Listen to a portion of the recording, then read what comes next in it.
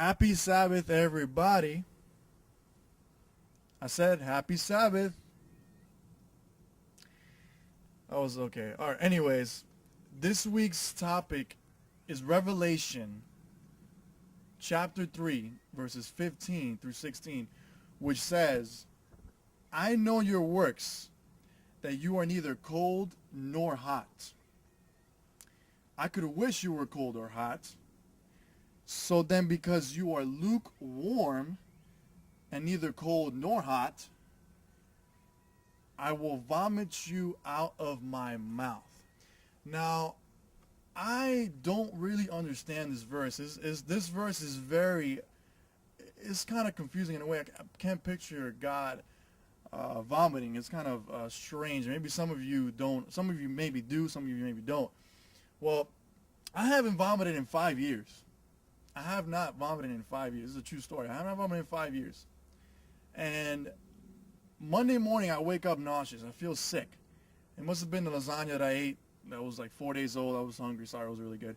And I woke up. I went to work anyways. You know, I'm a hardworking man. I went to work, and I started feeling nauseous and nauseous again. Nauseous to the point where I couldn't hold it anymore. Oh, man. And I didn't want to vomit because I hate doing that. It's been 5 years, 6 years. So I go in, you know, and I get up from my office. I go run. I'm just desperate. And I'm not even sure if I went to the guys, or the girls' bathroom, the women's bathroom. I'm not sure, but I bust in there. I go in there and I start vomiting and I mean projectile vomiting. The 6 years that I haven't vomited, man, that was it right there. That was weeks old food that I was vomiting. Anyways, so after I vomited, after I was done there for quite a while, I still had no idea what the verse meant, but I had an idea what God feels in a way if God would vomit. I know some of you obviously have vomited before, so I know that. I can say that. I know. And maybe God was trying to tell me, maybe that's the way he feels about me. Well, I vomited, it was pretty bad, and I was still trying to think of the verse. So I try to find some people that can maybe help me to understand the verse, Revelation 3:15 through 16 better. Let's see what they say. I was thinking of people that could understand this verse. One of the first people that I thought of was a good friend of mine from church. Hey, what's up, man? Joey Cancel, Jose Cancel. I thought of him. And let's see what he had to say about Revelation 3:15. Now, what exactly does that verse mean? Bueno, dice, tú no eres ni frío ni caliente. Ojalá fueses frío o caliente. Pero por cuanto eres tibio y no frío ni caliente, te vomitaré de mi boca, dice. Es una expresión bastante difícil. Y nos está hablando con amor. Y nos está diciendo que es mejor estar hasta frío. Es mejor estar frío, porque imagínate, si uno está caliente, ¿está a dónde? Está en la iglesia, está en las cosas de Dios, está caliente por el Señor. Pero si tú estás frío, ¿a dónde estás? Estás en el mundo, estás perdido. Entonces, cuando estás tibio, es una persona que quizás está en la iglesia, quizás está estudiando una lección, quizás tiene una función en la iglesia o alguna otra cosa, pero sin embargo está tibio. Y los de afuera no notan que estás tibio. Pero está en una condición perdida, porque no sabe, porque también dice el versículo, mas no sabes que tú eres un desventurado, un pobre, un ciego, y estás desnudo. O sea, no conoces tu condición. La peor condición es una persona que está enferma, que necesita ayuda, y sin embargo no sabe que está enferma. Así que no busca ayuda.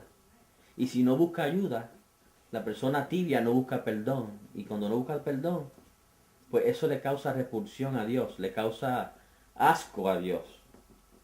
Porque no sabes. Y la persona que no sabe, pues, está en un serio problema.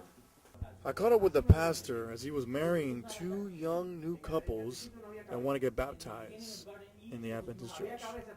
And I just wanted to see what the pastor had to say about Revelation chapter 3, 15 and 16, and maybe Quiere somebody decir else. que, él dice allí, pero por cuanto eres tibio y no frío ni caliente, te vomitaré de mi boca. Primeramente él señala, ojalá fueses frío o caliente. Es algo interesante que él dice, ¿no? Ojalá. ¿Y qué tú le dices a la persona que es tibio? Bueno, la persona tibia, según las características que hay aquí, es ese miembro de iglesia, sea joven o sea adulto, sea niño, que dice que está enriquecido. Voy a seguir leyendo un poquito. Dice, porque tú dices, yo soy rico y me he enriquecido y de ninguna cosa tengo necesidad. O sea, la persona tibia dice que es rica, que no tiene necesidad de nada, que en la manera espiritual como está correctamente bien. O sea, se siente bien. Y entonces dice, y de ninguna cosa tengo necesidad, y no sabes, dice el testigo, que eres un desventurado, miserable, pobre, ciego y desnudo. Quiere decir que Jesús está diciendo a la iglesia de la Odisea, o sea, la iglesia adventista de Winter Park, en otras palabras. Nos está diciendo a nosotros que pertenecemos a la iglesia remanente, a la iglesia adventista del séptimo día. Nos está diciendo que somos pobres, desventurados, ciegos y desnudos. Así es esas son las características de la persona que es tibia. Le está diciendo totalmente al revés de lo que ellos están pensando que son. Ellos están pensando que son ricos y están enriquecidos y que no tienen necesidad de nada. Por eso, la condición más terrible que tiene la iglesia es de aquel que se cree que es un buen adventista y no es un buen adventista. Y Dios dice, yo te voy a vomitar de mi boca. Hi everybody, I'm here with Joe Sierra, recently got baptized, and I'm going to ask him, okay, Joe, what exactly does Revelation chapter 3, 15 through 16, what do those verses mean? What exactly does that mean? Well, when I read those verses, Jesus is telling us for us to either be as hot as when I first became a Christian, being on fire for God, being as hot as that kind of Christian where you want to share the word with everyone, or cold where there's some Christians who understand but reserve themselves from being so prevalent out within the field. He would rather us be one of those two rather than be in between those where we're not doing anything with what we're being given. And in that scenario, he would rather us be hot or cold, so that if we're not, he'll spit us out of his mouth. And that there's no middle ground. We either are for him or we're against him. That's what he says in his Bible. If you're not for me, you're against me. And he wants us to be for him and make that declaration with our heart and with our actions. That for me is the representation of the parable of be hot or cold. Well, that's all the time that I have for you guys. I hope you guys have a better understanding of Revelation chapter 3, 15 through 16. And hopefully you guys get something out of those verses and get something out of what the people here tonight said about this verse. And hopefully those of you that are hot, stay hot with the Lord. Those of you that are cold, recognize they're cold and go to the heat, to the fire that the Lord has for you guys. And those of you that are lukewarm, we will be praying for you guys. Come to the hot side where it's nice and hot, nice and warm with Jesus. Thank you guys. God bless. Peace out and have a wonderful Sabbath.